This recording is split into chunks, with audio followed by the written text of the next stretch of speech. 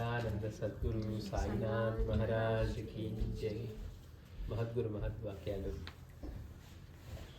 స్వామీజీ హటకేశ్వరం వచ్చిన కొత్తల్లో పైకప్పు మాత్రమే కానీ ఒక చిన్న షెడ్లో ఉండేవారు.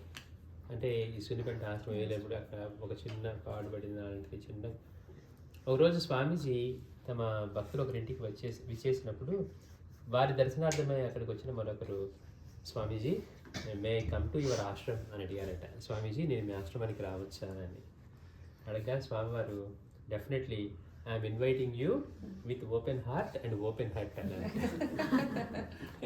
అంటే పైకప్పు కూడా లేదు కదా, అందుకని స్వామీజీ అద్భుతంగా మాట్లాడేవారట ఇంగ్లీష్. అసలు మాట్లాడుతూ ఉంటే వాళ్ళు చెప్తుంటారు కదా, ఏదో ఆయన మాట్లాడినా కానీ వీణ మీడుతున్నట్టుగా ఉండేదట, చెవుల్లో ఏదో అమృతం పోస్తున్నంత ఇదిగా.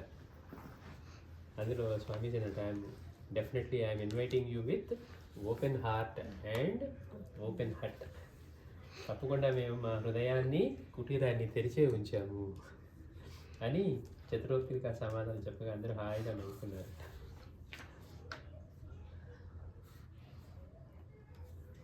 అట్లాగే ఒకసారి కొంతమంది అల్పులు లేనిపోని తన గొప్పతనం గురించి మళ్ళీ మళ్ళీ చెప్తూ ఎదురు వాళ్ళు విసిగిస్తూ ఉంటారు. మనకున్నది ఏంటి ప్రాబ్లం? Identity crisis. నాకు ఒక విద్య వచ్చిందనుకోండి, ఆ విద్య వచ్చేందుకు నాకు సంతోషం ఉండదు. వీడికి వచ్చని వాళ్ళు చెప్పుకుంటేనే, మళ్ళీ తేడాగా చెప్పుకోకూడదు, మంచిగానే చెప్పుకోవాలి, గొప్పగా చెప్పుకోవాలి. మనందరికీ ఉండేది సమాజం, ప్రతి ఒక్క జీవికి ఐడెంటిటీ క్రైసిస్ ఉంటుంది. ఎందుకని? మనమంటూ దీని ప్రపంచం నుంచి వేరుగా ఉన్నామనే భావన ఉండటం, అనుభవాలు అలా ఉండటం వల్ల. కానీ నేను వేరు కాదు అన్న భావం వచ్చిందనుకోండి, ఎవరికి గుర్తింపు ఇవ్వాలి? మనం ఉన్నదంతా ఆయనే అయినప్పుడు. అందుకని కొంతమంది అల్పులు లేనిపోని తన గొప్పతనం గురించి మళ్ళీ మళ్ళీ చెప్తూ ఎదురు వాళ్ళని విసిగిస్తూ ఉంటారు, చెప్పిందే చెప్పి. అలాంటి ఒకతను ఒకరోజు స్వామివారి వద్దకు వచ్చి తన గొప్పతనం గురించి ఏవేవో కోతలు పోస్తూనే ఉన్నాడు. స్వామివారి ముందు ఆయన గొప్పలు చెప్పుకుంటున్నాడు. స్వామివారు మాత్రం అదంతా వింటూ తమకేమీ తెలియనట్లుగా ఆహా అబ్బా అని అతన్ని మెచ్చుకున్నట్లుగా మధ్య మధ్యలో అంటూ ఉండగా అతను ఇంకా రెచ్చిపోయాడు. అంటే స్వామివారు అతన్ని ఆపకుండా ఇంకా మెచ్చుకున్నట్టుగా ఆహా అంటూ అబ్బా అంటూ ఇట్లా మెచ్చుకున్నట్లుగా చేస్తూ ఉండేసరికి అతను ఇంకా రెచ్చిపోయి తనకు స్వామివారికి మించిన జ్ఞానం ఉన్నట్లుగా మాట్లాడతాడు.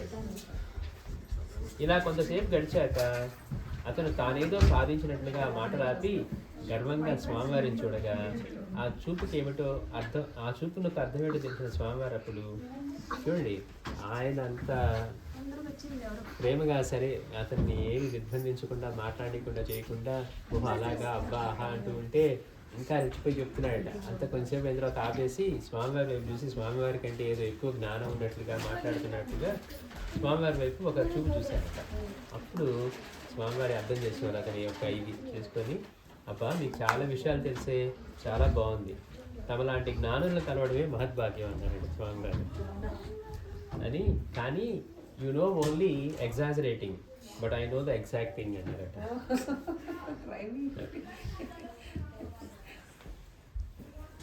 అంతేకాకుండా అండి, you know only exaggerating but I know the exact rating. నీకు అతిశయోక్తిగా చెప్పడమే తెలుసు కానీ నాకు సరిగ్గా అంచనా వేయడం తెలుసు, ఇదే మీకు మాకు గల తేడా అని చిన్నగా చొరక వేశారు.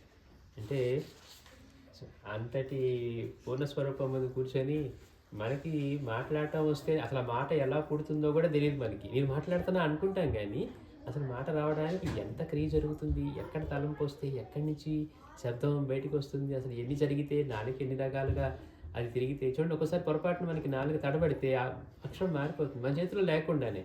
మరి మనమా చేసేది ఇదంతా? ఒక మాట రావాలంటేనే తెలియదు మనకి. అలాంటిది ఇవన్నీ సృష్టించి నడిపించే వాడి దగ్గరికి వెళ్ళి మనకేదో బాగా వచ్చినట్టుగా పోజు కొట్టామనుకోండి, పాపం ఏదో పిల్లలే అని స్వామివారు అట్లా చూసినా ఇంకా రెచ్చిపోతూ స్వామివారు చూశాడట. చూసి అంటే ఏంటి, నేను ఇన్ని విషయాలు చెప్పాను అన్నట్టుగా నాకు చాలా తెలుసు మీకంటే అన్నట్టుగా. అంటే స్వామివారు బాగా చిన్నగా చొరక వేశారంట. అబ్బో మీకు చాలా విషయాలు తెలిసే, చాలా బాగుంది, తమలాంటి జ్ఞానుని కలవడమే మహాభాగ్యం. కానీ you know only exaggerating but I know exact rating. నీకు అతిశక్తిగా చెప్పడమే తెలుసు కానీ నాకు సరిగ్గా అంచనా వేయడం తెలుసు, ఇదే మీకు మాకు గల తేడా అని స్వామీజీ చెప్పారట. అట్లాగే భోజన తత్వం గురించి స్వామివారు ప్రతి ప్రాణి తన ప్రాణాలు నిలుపుకోవడానికి ఏదో ఒకటి ఆరగించాలి. దేనికట? ప్రాణాలు నిలుపుకోవడానికి ఆరగించాలి. అదే మానవుని విషయానికి వస్తే రుచికరమైన కమ్మని ఆహారం ఇష్టపడిన వారు ఎవరు ఉంటారు? మిగిలిన జీవులన్నీ పాపం ఏది ఆకలికి ఏది దొరికితే ఇది తింటాయి. కానీ మనిషి మాత్రం మానవుని విషయానికి వస్తే రుచికరమైన కమ్మని ఆహారం ఇష్టపడిన వారు ఎవరు ఉంటారు? ఈ విషయాన్ని గురించి ఒకసారి స్వామివారు eating is for keeping life waiting, eating is for keeping life waiting అంటే ప్రాణాలను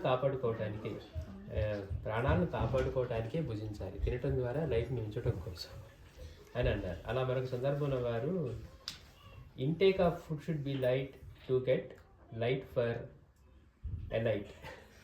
చూడండి ఎట్లా మాటలతో స్వామీజీ ఆడుకునేవారంటే ఇంకో సందర్భంలో చెప్తున్నాడు, intake of food should be light to get light by a light. అంటే లక్ష్యాన్ని చేరుకోవడానికి అవసరమైన జ్ఞానం పొందటకు మితమైన ఆహారం తీసుకోవాలి. అందుకే వారంతా చూసేవారు.